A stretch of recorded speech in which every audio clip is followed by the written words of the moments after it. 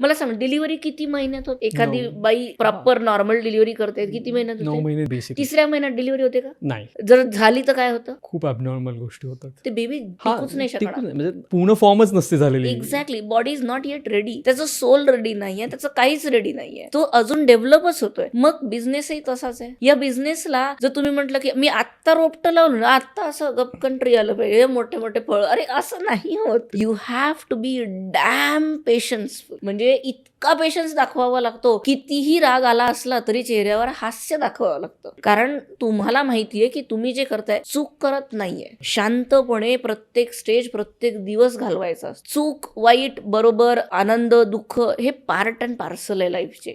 तसंच बिझनेसचे पण. डॉक्टरच्या दवाखान्यात ती स्क्रीन असते की नाही, ज्याच्यात ते नाही का तुमचं हार्ट रेट Okay, असं ECG वाली. असं ते असं होत राहत. बरोबर आहे. ती सरळ लाईन झाली तर काय होईल? ती सरळ लाईन नकोच. ते कायम असं होत राहावं तर आनंद आहे. Correct. वर जाणं त्याला खाली येणं आहेच. परत वर जाण्यासाठीची शक्ती आहे ती. तुम्हाला रेस्ट आपण म्हणतो की बाबा व्हेकलला रेस्ट द्या. Take a breath again walk, take a breath again walk. But patiently न सोडता जे एम धरलंय ते न सोडता चालावं लागेल. स्विच नाही करता येणार. करेक्ट. आणि मला वाटतं तोच कुठेतरी थोडासा गॅप होतो की आपण अर्ली अर्निंग, अर्ली मिलेनियर्स बनायचं आहे ना.